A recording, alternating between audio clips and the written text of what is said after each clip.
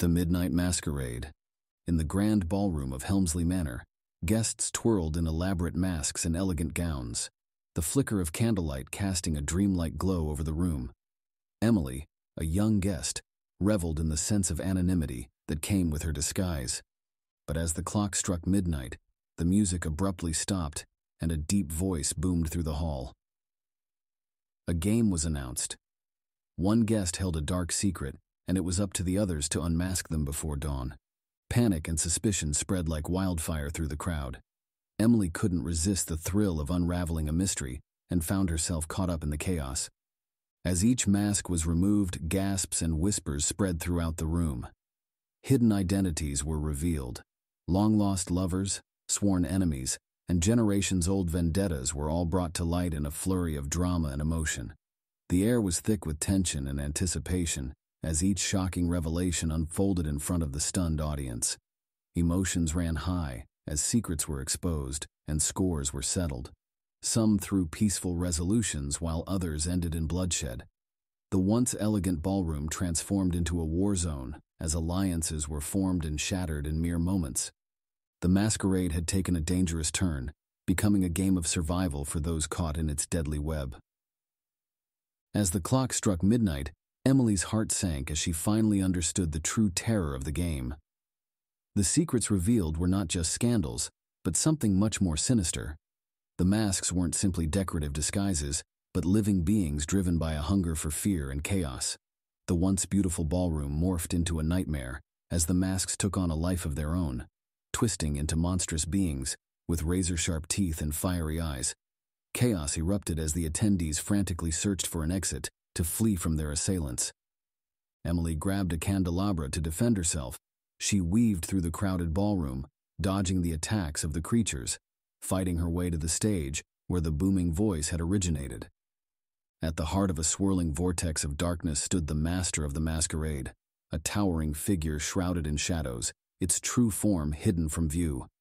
The air around it vibrated with an evil energy, and tendrils of black mist writhed around the formidable figure. As it gazed down at the party before it, the very essence of fear emanated from its unseen face. There was something both terrifying and irresistible about its presence, luring them in like moths to a flickering flame. "You have defied me, mortal," the master boomed, its voice echoing off the walls. "But your defiance is futile.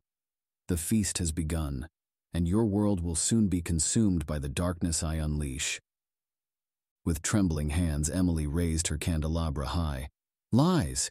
You feed on fear and paranoia, but I refuse to be your puppet."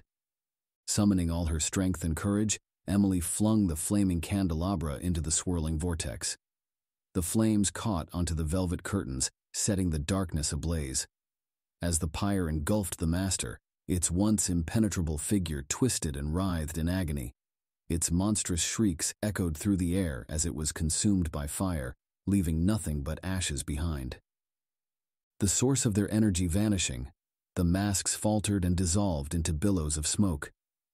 The remaining guests tore off their masks, gasping with relief as they were freed from their fear. The first rays of sunlight crept over the horizon, casting a fiery orange glow over the smoldering ruins of what was once Helmsley Manor. The charred remains of the grand estate lay in stark contrast to the picturesque landscape that surrounded it. Only hours ago, the place had been alive with music, laughter, and the clinking of glasses as guests danced and reveled at the masquerade party. Now, it was nothing but a haunting memory, a reminder of how easily evil can hide itself behind a mask of sophistication and charm. The master of the masquerade, an enigmatic figure shrouded in a twisted love for sinister schemes and deceptive disguises, was only whispered about among those who managed to survive his deadly game. As the first rays of morning light stretched across the sky, the true horrors of what had transpired under the guise of celebration came into focus, a chilling reminder to always be wary of wolves dressed in sheep's clothing. The vengeful spirit of Willow Lake. In the heart of a tranquil town, nestled beside the enchanting Willow Lake, lay a secret known to few. It was a secret that haunted the dreams of the locals, a tale that had been whispered through generations, the legend of the vengeful spirit of Willow Lake. No one dared to speak her name aloud, lest they draw her malevolent attention. But there came a time when the curse of the lake could no longer be ignored. Sophia, an archaeologist of great repute, had come to Willow Lake to unearth the secrets hidden beneath its calm waters. Her sophisticated knowledge was second only to her insatiable curiosity. For years, she had studied folklore and myths surrounding the lake and believed she could debunk the sinister tales that clung to it. As Sophia's expedition commenced, she found herself navigating the labyrinthine catacombs beneath the town. Here, she discovered forgotten relics and cryptic symbols etched into the walls. But the deeper she ventured, the more peculiar things became. The air grew heavy with a foreboding presence, as though unseen eyes were watching her every move. One fateful evening, deep within the catacombs, Sophia uncovered a weathered journal, its pages filled with cryptic writings and eerie drawings. It chronicled the tragic tale of a woman named Eliza, who had been unjustly accused of witchcraft and drowned in the very waters of Willow Lake. The diary spoke of her desperate plea for vengeance from beyond the grave and how her spirit would never rest. As Sophia delved into the journal's darkest passages, a bone-chilling whisper echoed through the tunnels. She snapped her head around, but found nothing but shadows in the dim light. Her heart raced as the whispers persisted, growing more pronounced with each step she took. Suddenly, a piercing scream echoed through the catacombs, and a figure emerged from the shadows. An ethereal, wraith-like woman with hollow eyes, her spectral form shrouded in mist. Sophia's flashlight flickered, casting eerie, dancing shadows. The apparition, Eliza, reached out toward Sophia, her voice an agonized, echoing wail. But it was the eyes that haunted Sophia most, eyes filled with a torment that transcended death itself. As Eliza's cold, ghostly hand brushed against Sophia's skin, she felt an icy grip on her heart. In that instant, she realized the horrifying truth. Eliza was no malevolent spirit. She was a tortured soul seeking release from the curse that bound her to the lake. Sophia's research had unwittingly unleashed Eliza's anguish, and now she too was entangled in the vengeful spirit's suffering. Together, they would confront the darkness of Willow Lake and the wrongs that had been done to Eliza. Their journey was fraught with jump scares and moments of intense dread as they navigated the catacombs and unearthed the town's darkest secrets. The curse's chilling origin was revealed. It was not Eliza who was the malevolent force, but the town's first mayor, a true witch who had escaped justice, casting a dark enchantment upon Willow Lake. As Sophia and Eliza unraveled the curse, they reached the lake's shore, where the malevolent mayor's spirit manifested in a horrifying display of wrath. The final confrontation was a tempestuous storm of spectral energy, blinding light, and bone-chilling terror. Sophia and Eliza combined their efforts, using the forgotten incantations inscribed in the journal to bind the malevolent mayor to the lake forever. With an ear-piercing scream, the mayor's spirit was banished, and a profound silence descended upon Willow Lake. The lake's surface shimmered peacefully, and Eliza's ghostly form dissolved, her tormented spirit finally finding rest. Sophia had played an unwitting part in breaking the curse, and the town would remember her as the archaeologist who had silenced the vengeful spirit of Willow Lake. But as she stood there, victorious yet haunted by the chilling ordeal, she couldn't shake the feeling that some secrets were best left undisturbed, and that the ghosts of the past could be more powerful than any living soul could comprehend. The witching hour was a moment shrouded in mystery and darkness, a time when the mortal world and the supernatural realms converged. On a cold, moonless night in the small, isolated village of Ravenswood, the clock struck midnight, and the witching hour descended upon the land. What transpired that night would haunt the villagers for generations to come. In the heart of the village stood a decrepit, long-abandoned mansion known as the Blackthorn House. Its menacing silhouette with crumbling walls and shattered windows cast an ominous presence over Ravenswood. Legend had it that a powerful witch had lived there centuries ago, and when the clock chimed midnight, her dark magic would awaken. Amy, a daring young woman with a fascination for the occult, had always been intrigued by the eerie tales surrounding Blackthorn House. She believed that the stories were nothing more than superstitious nonsense, and her curiosity drove her to explore the mansion at the witching hour. As Amy entered the forsaken house, the atmosphere grew increasingly oppressive. Shadows danced on the dilapidated walls, and the air was thick with an otherworldly chill. She descended into the basement, where a hidden chamber was said to contain the witch's most potent relics. The chamber was bathed in an eerie blue light, illuminating an assortment of ancient artifacts, each seemingly imbued with supernatural energy. Amy was drawn to a tarnished, ornate mirror. As she gazed at her reflection, the image began to distort, revealing fleeting glimpses of a terrifying visage. The mirror trembled, and she felt an unseen presence drawing nearer. Amy's heart raced as whispers filled the chamber. In the mirror's reflection, the witch materialized, her ghastly face contorted with malevolent glee. Panic surged through Amy, and she turned to flee, but the door slammed shut with a deafening crash. In the pitch-black chamber, the mirror's blue light flared brighter, revealing countless spectral figures, the restless souls of those who had dared to enter the mansion before Amy tormented her with their agonizing wails. Shadows encircled her, and chilling fingers grazed her skin, sending shivers down her spine. As Amy desperately sought an escape, she stumbled upon an old journal. In trembling hands, she read about the witch's unholy pact with the darkness and the curse that had bound her to Blackthorn House. The journal also contained a passage that spoke of a way to break the curse. With newfound determination, Amy raced to the mirror and recited the incantation. The chamber quivered as an otherworldly force surrounded her. The mirror shattered, and a deafening roar erupted.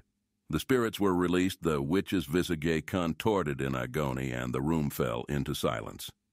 Amy was free, but the mansion would never be the same. The house began to crumble as the curse was lifted, and the spirits dissipated into the night. Amy narrowly escaped as the mansion collapsed behind her. Ravenswood, forever changed, would remember that night as the time when the witching hour was broken. Amy, her heart still pounding, knew that her curiosity had brought her to the brink of darkness. But she had also discovered the strength to break free from the curse that had ensnared the village for centuries. Little did she know, the spirits she had freed had a plan of their own. As the village celebrated their newfound freedom, the spirits manifested their malevolence in unexpected ways. The townsfolk couldn't comprehend the horrors that were about to befall them, for the true curse of the witching hour was not broken, but merely unleashed in a new, dreadful form. The spirits had chosen a new host, and their revenge was just beginning. The witching hour had passed, but its sinister legacy would persist, and the village of Ravenswood would soon discover that newfound legacy would plunge them into an even deeper darkness. As the night wore on, the villagers would come to realize that the true witching hour had just begun, and the horror they had escaped was far from over. The evil unleashed that night would haunt them for generations to come. The Cursed Forest. Deep within the heart of the dense and shadowy woodland known as Blackthorn Forest, a sinister aura clung to the ancient trees and whispered secrets of doom.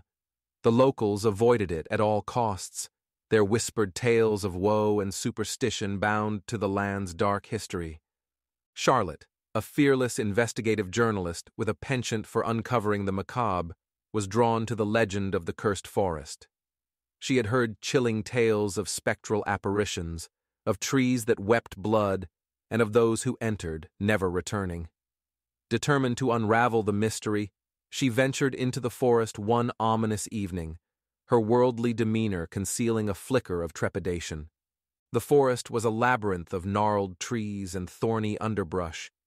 An eerie silence enveloped her as she delved deeper.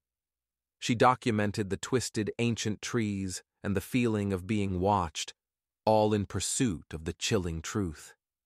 Hours passed, and the darkness of night closed in.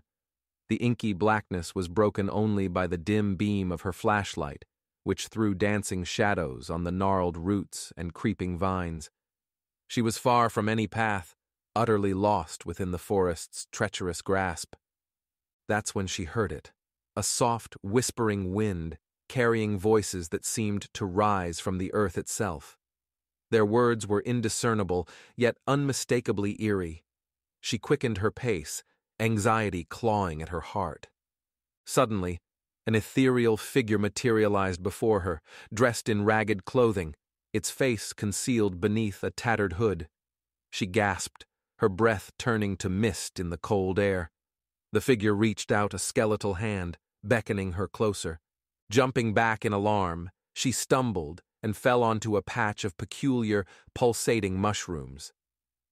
The moment her hand made contact with the fungi, an otherworldly sensation coursed through her, jolting her entire being. Her flashlight flickered and died, leaving her in complete darkness. Panicked, she fumbled for her phone, her quivering fingers barely managing to activate its weak light. To her horror, the ghostly figure was now mere inches from her, its lips moving soundlessly, and she realized the chilling truth: the curse was real. But Charlotte wasn't one to be easily subdued. Desperation fueled her as she ran through the forest, the sinister figure and its unsettling whispers following her relentlessly. Her phone's light flickered and threatened to extinguish. She could feel her sanity slipping away, the curse of the forest worming its way into her mind. Just as she thought her doom was sealed, a cacophony of voices erupted around her. An army of ghostly figures, trapped souls from ages past, surrounded the sinister apparition that had haunted her. Their unified cries pierced the night, and the malevolent figure dissipated into the air, vanishing like mist in the wind. Charlotte was left alone, her heart pounding. She couldn't comprehend what had just transpired. The forest was silent, the curse momentarily broken. The trapped souls had returned to their eternal rest, thanks to her unwitting aid. With a newfound understanding of the cursed forest's horrors, Charlotte made her way back to civilization.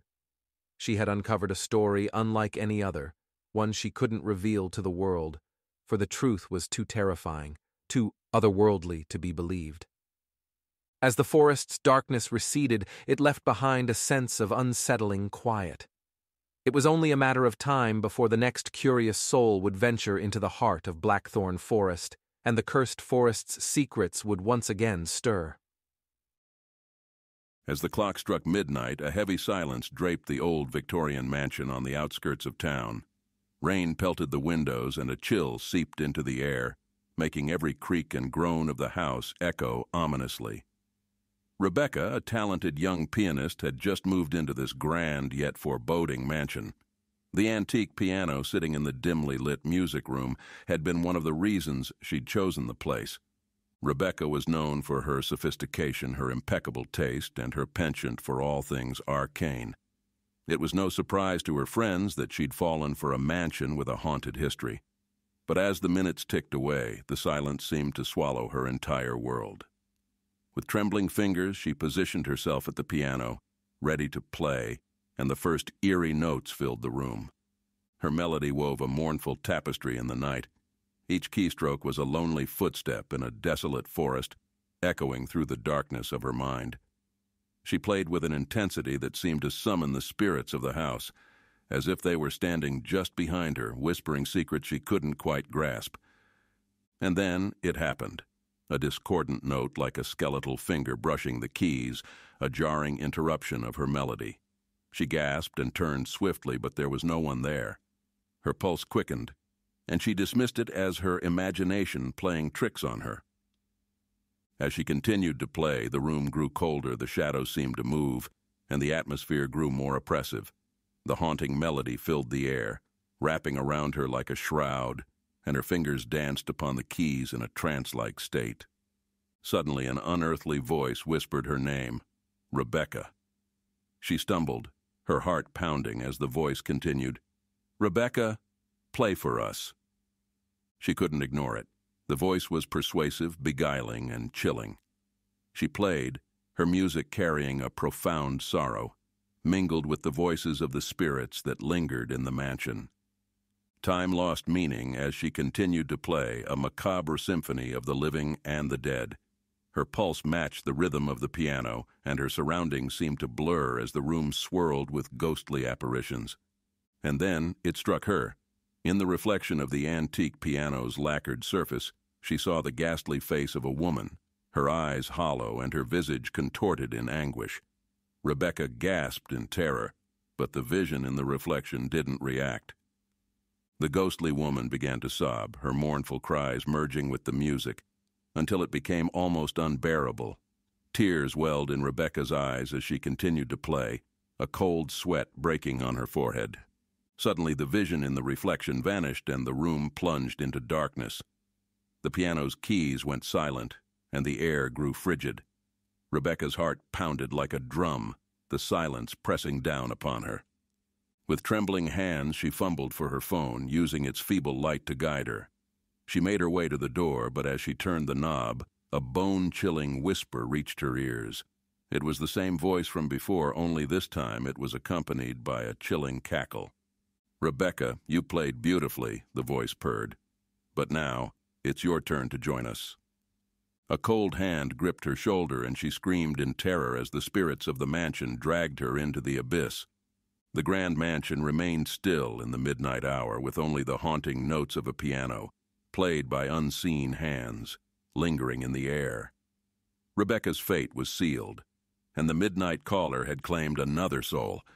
The mansion, once silent, now echoed with the mournful melodies played by its newest resident, forever trapped in a sinister twist of fate. Within the stark walls of Quantico Academy, FBI trainee Clarice Starling grapples with her ambition and vulnerability in a male-dominated world.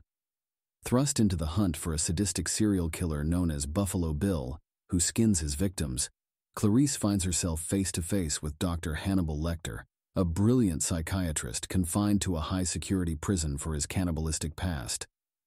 Dr. Lecter, imprisoned within a glass cage of his own intellect, offers a chilling proposition: help Clarice catch Buffalo Bill in exchange for glimpses into her tortured past. Drawn into a macabre dance with a monster, Clarice navigates the twisted alleyways of Lecter's mind, confronting not only the horrors of the case, but also the unsettling shadows of her past. As she delves deeper into Buffalo Bill's psyche, guided by Lecter's cryptic clues and whispered memories, Clarice faces a harrowing descent into the abyss. Each victim, meticulously chosen and silenced, represents a chilling tableau of the killer's twisted desires. The clock ticks relentlessly, its rhythm punctuated by the desperate pleas of the next potential victim trapped in a well of darkness. In a race against time, Clarice must confront her demons and grapple with the monstrous truths unearthed. The line between hunter and hunted blurs, the fragile walls of sanity threatened by the whispers of madness swirling around her. Ultimately, Clarice must confront not only Buffalo Bill, but also the darkness within herself, a confrontation that will forever alter her life and the boundaries of her humanity. Jonathan Demme's The Silence of the Lambs is more than a suspenseful thriller. It is a descent into the complicated depths of the human psyche, a chilling exploration of darkness and the delicate dance between reason and madness. The film delves into our fascination with evil, blurring the lines between empathy and obsession. Jodie Foster delivers a tour-de-force performance as Clarice Starling, capturing her vulnerability, tenacity, and quiet strength with equal measure. Anthony Hopkins shines as Dr. Hannibal Lecter, his portrayal of chilling intellect and calm monstrosity forever etching his image in cinematic history. The supporting cast, including Scott Glenn and Ted Levine, deliver masterful performances, each adding a layer of nuance and complexity to the film's intricate narrative. Demme's direction is masterful, crafting an atmosphere of claustrophobic tension and unnerving suspense. He uses long takes, tight close-ups, and unsettling silence to draw the audience into Clarice's psychological journey, making them participants in her descent into the darkness. The haunting score perfectly complements the film's bleak tone, adding an extra layer of emotional resonance to the story. The Silence of the Lambs is not for the faint of heart. The film's graphic violence, disturbing imagery, and exploration of psychological terror may be unsettling for some viewers. However, for those who appreciate a meticulously crafted film that provokes thought and lingers long after the credits roll, it is a masterpiece. The film's enduring legacy lies in its ability to confront viewers with their capacity for darkness and the fragility of our sanity. It reminds us that even the most ordinary individuals can harbor chilling secrets, and that the monsters we fear often lurk in the most unexpected places, even within ourselves. The film is based on the novel of the same name by Thomas Harris. The Silence of the Lambs won 5 Academy Awards, including Best Picture, Best Director, Best Actress for Jodie Foster, Best Actor for Anthony Hopkins, and Best Adapted Screenplay. The film is considered one of the greatest horror films ever made, and continues to be influential in the genre. With its unforgettable story, powerful performances, and masterful direction, The Silence of the Lambs remains a chilling and thought-provoking cinematic experience that continues to terrify and enthrall audiences decades after its release. The Silence of the Lambs is a crime drama thriller. It is 1 hour and 58 minutes long and is rated R. The Southern Underworld gives it 5 bloody knives.